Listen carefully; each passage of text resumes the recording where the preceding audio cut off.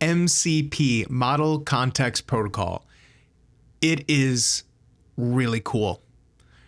I've got a couple ways that I've used it, and it's a game changer in my opinion. I really like it. I really love what it offers. And when I first looked at it, I thought to myself, feels redundant, feels like an API, but the aha moment has come. I have finally realized why this is important. And I'm going to show you today how to use MCP server for Rill, which is a tool that I checked out a little bit ago. I just did a cursory high-level check with. You can look at the video for it here afterwards if you want. Rill is a really nice UI that you can use for an analytical dashboard, but it has this semantic layer built into it. And they released an MCP server that gave you access to that semantic layer to look at it and to ask questions from it. And that is a really cool idea because you can offer natural language prompts to an MCP server that then will look at the data, look at the endpoint that Rill has created, and then it comes back with another natural language generated response for you. So the way this kind of worked out for me was BigQuery has an MCP, and I've got a Substack about it that I think is really useful in how to set up an MCP server. It's a little hairier first time, and with the BigQuery one specifically, it was a little tricky. I'll put a link for it down in the description, and you can go check that out. But once I got that going, I basically connected this MCP server to my BigQuery data warehouse, and it allowed me to just ask a question in Cursor in the chat about the data in the warehouse, and it responded with the actual correct answers. It gave me metrics, it gave me these aggregate views, it gave me a lot of insight into the metrics over time. It was a game changer for me. It really is. MCP, I think, is the future, and I'm really excited about it. But I wanted to show you today is trying to start it from the ground up with a tool, and I'm going to use Rill. Rill has, like I said, released a server, and I haven't tried it yet. So we're going to do it completely naive today. We're going to try it out. We're going to see how it looks. Okay, first thing you have to do is you have to go over to the Rill website and get the MCP server. At the very top here, it tells you why you should use an MCP with Rill, and it gets into the installation. It has a lot of different versions that you can do, but for the most part, you want an MCP client. It recommends Claude Desktop. I'm going to use Cursor. I'm just not a fan of Claude Desktop. It says not to use Cursor, but I'm going to do it. We're going to see how it looks. I'm going to go with it. This whole video might crash and burn. And if it does, well, you can blame me and I'll try again. But we're going to try Cursor. Then we're going to just run a Rill project. I already have a Rill project set up from the previous video, but I think we can just use one of their public projects. We probably have to do even less here, which is going to be nice. And then you need to download Node.js. The big takeaway up front is what you're doing is you're updating a JSON file. And it depends on what tool you're going to use, where the JSON file is stored. The reason I'm going to use Cursor is because it has this in its settings already, and it's, I think, just more intuitive to use, and it's useful, and we could use Cursor to update it, which is nice. So we have the prerequisites set up. I've already installed the Rill CLI. I'm not going to configure Claude Desktop. I'm going to use Cursor. So the JSON file is what you need to update for the MCP server to really connect. Now, this is based on Claude Desktop on the Rill website, but I'm going to show you Cursor. I'm going to show you how it's a little bit different, because it is a little bit different. The irony here is that each of these tools will use the same MCP server, but they kind of got nuanced differences in how they want you to actually put it into their tool. So a bit of a head scratcher and kind of annoying, but you're going to see me figure it out. So you can see here specifically, this is a public Rill project on Rill Cloud.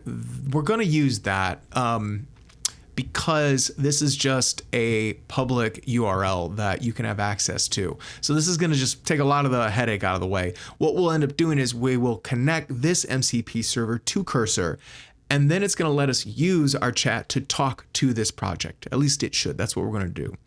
Okay. I'm going to copy this and I'm going to go over to Cursor. And the first thing you should note is what I just copied and pasted, it's not what I'm going to actually paste into the JSON. It has to be done a little bit differently. But in Cursor, if you go to Cursor and then to Settings, and then there's Cursor Settings, you will see Tools and Integrations here. You click on that, and you'll see I have a BigQuery MCP tool already here. It's turned on. Below that, a new MCP server. I can add a new custom MCP server. I'm going to click that. And what it does is just brings up the JSON file. Okay. I have pasted here the public cloud one, but you're going to see it's the same thing. Here it says MCP server and MCP server. So this is redundant and this isn't going to work. If I was to save this and then go back, you'll see that's red. So it's like something's not good. And then you go and see, oh, there's an MPC configuration error. So this just paste in is not correct. It has a particular way it wants that to all be listed. I'm going to save that. I'm going to go ahead and just leverage the chat and just say, can you add the following MCP server to mcp.json, just so we're really clear. And then I'm gonna, I'm gonna recopy it again. When you copy it from the file like I did, it just comes back up in the context. So I'm gonna add this here. Yeah, okay, so what it did here is you see it added Rill it's in the MCP servers object, right? It's listing them out. So BigQuery and then Rill. So it's a little bit different than just the paste. This doesn't show up in documentation. So I just wanted to show that, be like, hey, this is how it actually looks. We're gonna accept this and go back to cursor settings. And now you see there's Rill. Rill is here in the MCP tools. If you click on it, you'll see that there are some of these tools. So get metrics view, list metrics view, query metrics view, query metrics view time range. And when you hover over, it's got some little tooltips here, a bunch of stuff, which is kind of crazy.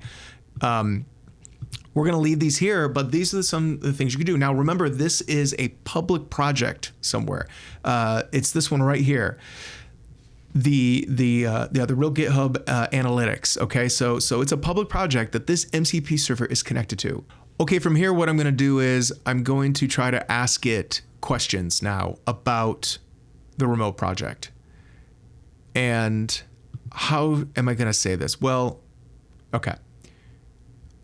Let me grab the project again. I think I need to give it this. Okay. Well, I don't know. Tell me about the Rill remote project using MCP. Let me add the MCP as the context. Okay, cool. Yeah, I'm going to add the MCP JSON as the context so it has an idea of what I'm talking about, and the URL is already in there. So I'm going to say, tell me about that Rill project using MCP. So we're going to see what it says. Okay, great. Let me bring up those settings again. Right, so tools integration. So see here, what it's doing is it's trying to call list metrics views, and which is one of the endpoints essentially. So I'll help you explore the Rill remote project. Let's first check the available metrics. So it's going to run and look at the available metrics using that API.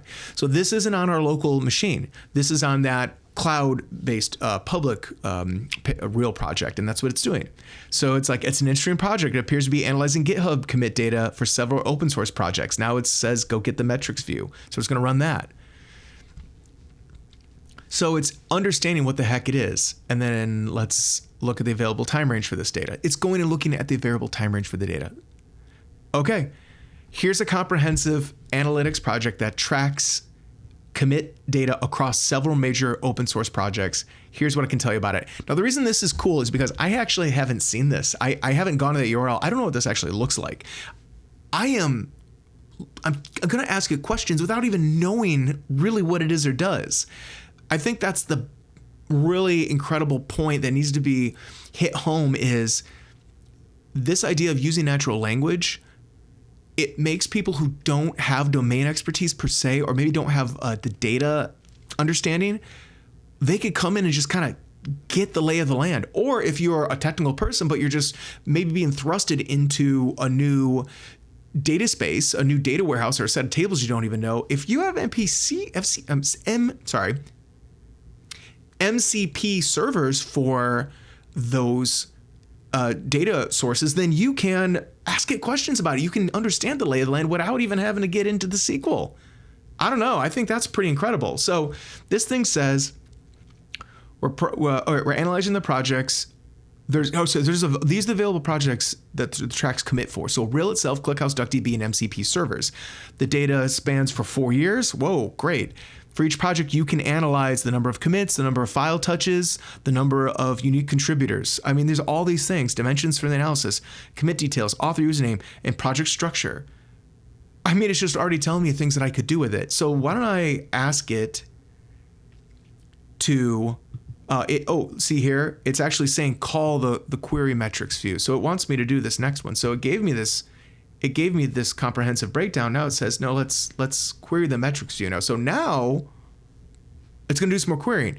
Okay, so here are some interesting statistics for Rill's development specifically. Oh my gosh. I don't know anything about what this project is, and I'm now just learning about it. And this is what I'm saying. This MCP in data, for data specifically, I think this is where MCP is just... I think this is an absolute game changer. I think it's the future. What did I just do right here? Like right here, it's just telling me what it is. And I think we probably should just make this bigger now. And I'm going to put the chat like here. I'll make it a little bit smaller here. Yeah. So... right here, here's some interesting statistics for Rill's development, 2023. Number of commits were made. 29 unique contributors participated. Over 1.2 million of lines of code were changed. That's just looking...